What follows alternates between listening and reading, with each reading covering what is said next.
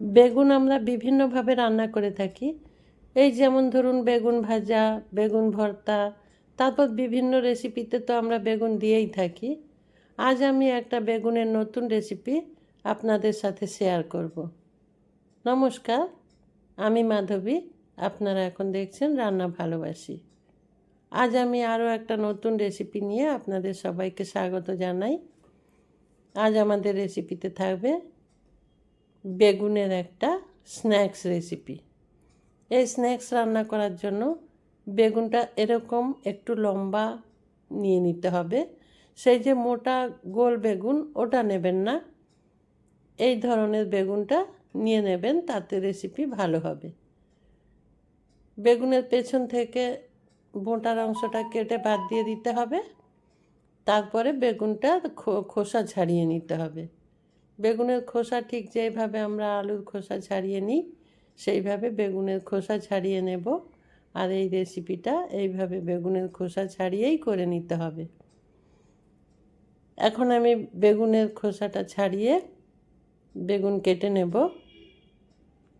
আর আপনারা যারা আমার ভিডিও দেখতে শুরু করেছেন, একটা লাইক দিয়ে ভিডিওটা দেখবেন, একটা লাইক দিয়ে ভিডিওটা কন্টিনিউ করবেন।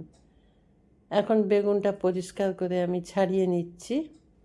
দেখুন এইভাবে খুব সুন্দর করে খোসাটা ফেলে দেবেন, তাতে এই রেসিপি খুব ভালো হয় আর কি। খোসা থাকলে অসুবিধা নেই, কিন্তু খোসাটা ছাড়িয়ে নিলে খুব ভালো হয় রেসিপি, সেই জন্য আর কি।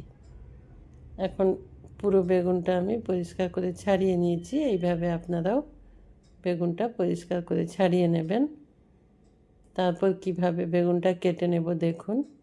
বেগুনের এই রেসিপি খুব সুন্দর মুচমুচে খাস্তা, বিকেলে চায়ের সঙ্গে আপনি খেতে পারবেন, কিংবা ডাল ভাতের সাথে বেগুনের এই রেসিপি পরিবেশন করে নেবেন। বাড়িতে কোনো রিলেটিভ বা গেস্ট এলে বিকেলে চায়ের সময় এটা খুব চটজলদি বানিয়ে নেওয়া যায়, সেটা বানিয়ে নেবেন। এখন একটা ছুরি নিয়ে নেব। ছুরি নিয়ে বেগুনটা কিভাবে কাটবো দেখে নিন। এই যে খুব বেশি মোটা করব না, একটু পাতলা পাতলা করে এইভাবে যেরকম আমরা ভাজা বেগুন কেটে থাকি রিং রিং করে বেগুনটা কেটে নিতে হবে। পুরো বেগুন কেটে নিলাম। বেগুন এখন কেটে নিয়েছি, কেটে একদিকে সাইড করে রেখে দিলাম। এখানে একটা পাত্র নিয়ে নেব, একটা ছড়ানো পাত্র নিয়ে নেবেন এই রকম। এখন এই পাত্রে আমি নিয়ে নেব প্রয়োজন মতো কর্নফ্লাওয়ার। বেগুন যে পরিমাণে থাকবে সেরকম বুঝে কর্নফ্লাওয়ারটা নিয়ে নেবেন। এখানে আমি 3 থেকে 4 চামচ কর্নফ্লাওয়ার নিয়ে নেব। আপাতত 3 চামচ নিয়েছি। এখন কর্নফ্লাওয়ারের মধ্যে আরও কিছু কিছু মিশিয়ে দেব। সেটা হলো এই যে গোলমরিচ গুঁড়ো, যেটা কালো গোলমরিচ আর কি, ওই গুঁড়োটা মিশিয়ে নেব। ওটা দিয়ে দেব আর নুন দিয়ে দেব, নুন দিয়ে দিতে হবে। আর চিলি ফ্লেক্স দেব, হাফ চামচ মতো চিলি ফ্লেক্স দিয়ে দিতে হবে। আর কিছুটা ধনে পাতা কুচি দিয়ে দেবো। ধনে পাতাটা খুব ছোট ছোট করে এক্ষেত্রে কুচিয়ে নেবেন, বড় রাখবেন না। এই যে দেখুন খুব ছোট ছোট করে ধনে পাতাটা কুচিয়ে নিয়েছি। আর খুব বেশি দেওয়ার প্রয়োজন নেই, অল্প করে দিয়ে সব কিছু একটু ভালো করে এইভাবে মিশিয়ে নিতে হবে। যখন কর্নফ্লাওয়ারের সঙ্গে সবগুলো মেশানো হয়ে যাবে তখন এই বেগুনগুলো এর মধ্যে দিয়ে দেব। হ্যাঁ, এখানে একটা কথা বলে রাখি, বেগুনের খোসা ছাড়ানোর আগে বেগুনটা ভালো করে ধুয়ে পরিষ্কার করে জলটা মুছে নেবেন, আর কেটে নেওয়ার পর ধোবেন না। এখন বেগুনগুলো এই কর্নফ্লাওয়ারের মধ্যে দিয়ে দেব, দিয়ে খুব ভালো করে কর্নফ্লাওয়ারগুলো এই বেগুনের সাথে মেখে নেব। প্রত্যেকটা বেগুনের গায়ে কর্নফ্লাওয়ারগুলো ভালো করে মিশিয়ে নিতে হবে। হ্যাঁ, আপনাদের বলে রাখি, যারা আজ আমার চ্যানেল নতুন ভিজিট করছেন, আমার ভিডিও প্রথম দেখছেন, তাদেরকে বলি চ্যানেলটা সাবস্ক্রাইব করে আমার পাশে থাকবেন।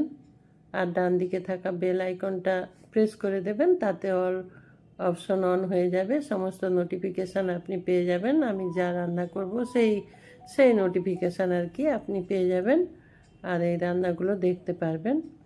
এই যে দেখুন খুব সুন্দর করে কর্নফ্লাওয়ারগুলো মিশিয়ে নিয়েছি বেগুনের সাথে, কত সুন্দর সাদা সাদা দেখতে হয়েছে। এখন ওটা রেখে দেব 5 থেকে 10 মিনিট। মেখে দেওয়ার পর কিছুক্ষণ ওইভাবে রেখে দেবেন। রেখে দিয়েছিলাম। এখন কড়াই বসিয়েছি, কড়াই গরম করে তেল দিয়ে দিলাম। এই রেসিপির জন্য সাদা তেল ব্যবহার করবেন, রিফাইন্ড অয়েল আর কি, সেটা ব্যবহার করবেন। তেল দেওয়ার পর তেল গরম হয়ে গেলে তারপর বেগুনগুলো এক এক করে দিয়ে ভেজে নেব। এটা আজ আমি সন্ধ্যাবেলা চায়ের সাথে সার্ভ করব। আপনারা চাইলে এটা ডাল ভাতের সাথেও খেতে পারেন, খুব সুন্দর লাগবে। একদম ওপরটা ক্রিস্পি মুচমুচে হবে বেগুনের, আর ভেতরটা বেশ নরম। বেগুন যেহেতু মানে নরম সবজি, ভেতরটা বেশ নরম থাকবে। আর হ্যাঁ, বলে রাখি, কর্নফ্লাওয়ারে নুনের পরিমাণটা একটু কম দেবেন, বেশি পরিমাণে নুন দেবেন না। এরপর এইগুলো দিয়ে ভালো করে ভেজে নিতে হবে একটু সময় নিয়ে, কিন্তু এগুলো ভাজা লাল লাল হবে না, এরকম সাদাই থাকবে, সাদা সাদাই থাকবে, বেশি লাল করে ভেজে নেবেন না, সেটা আবার একটু ভালো হয় না খেতে। এইভাবে ভেজে নেবেন, ঘন ঘন উল্টে পাল্টে দিয়ে এটা ভেজে নিতে হবে। হ্যাঁ, যেটা বলছিলাম, আমার এই রেসিপি আপনাদের যদি ভালো লাগে তাহলে লাইক কমেন্ট শেয়ার করতে ভুলবেন না। আর বন্ধুদের সাথে শেয়ার করবেন, তাতে আপনার বন্ধুরাও আমার এই রেসিপিটা দেখতে পারবে।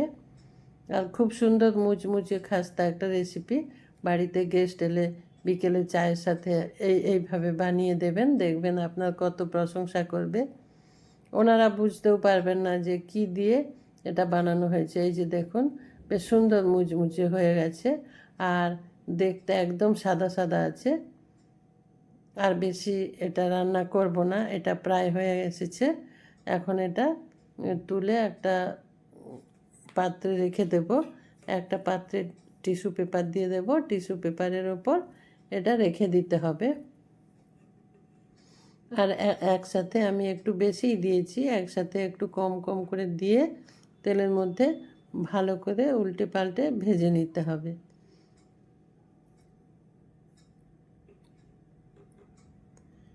এখন এগুলো তুলে নিচ্ছি আমি, তুলে তেলটা ভালো করে ঝরিয়ে নিতে হবে, সেই জন্য আমি একটা ঝাড়ির মধ্যে নিয়ে নিচ্ছি।